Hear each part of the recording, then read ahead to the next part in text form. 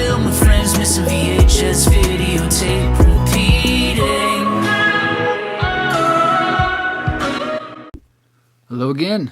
Today we're looking at 1982 Tenebre, film by Dario Argento, originally called Tenebre with an A-E, but in America it's Tenebre without the A. Again, 1982. This is up there with some of my favorite of Argento's. Dario Nicolodi, John Saxon, great music. This one has, as you can see, it's Anchor Bay release from 1998, I believe it, 1999, excuse me. Black clamshell package, it's got some liner notes. This one has the theatrical trailer and 2 behind-the-scenes segments, which are kind of cool. One talks about how they do that one long continuous shot while that music plays. This has, so originally released in America as Unsane, which I've never seen the shorter version of this. Maybe I need to track down a copy on VHS of Unsane. 10 minutes longer than what we've seen in America. But, I mean, by the time this came out in the late 90s, this version, I mean, it's pretty much the only version most of us have ever seen. I never saw this movie in theater. It's not up there on the list of Argentos that I think people would expect to see in theater. They probably expect to see Suspiria, Deep Red, maybe Inferno, I think.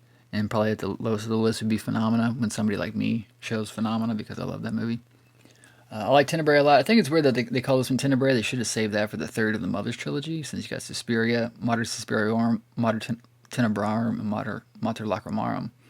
The Tenebre should have been a title of Inferno should have been called Tenebre, since Inferno was the second of the Mother's trilogy. I think Tenebre should have used that title for Inferno instead.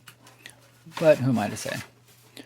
Again, as with most of these Anchor Bays, you got some great liner notes in there. Maitland McDonough wrote this book called Broken Mirrors, Broken Minds, The Dark Dreams of Dario Argento, which is actually rare to find. I think I got that at a library and read it.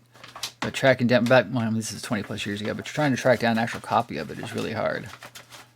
Or they were really expensive at the time. I haven't looked in years, but it's on my list to find. I like the music in this movie. I like a lot of the kills. I think it's got a fun story, great vibe. It's up there, at least in my top couple Argento films. Suspiria, Phenomena, Deep Red, Tenebre, and the rest are just kind of, to me, all the same.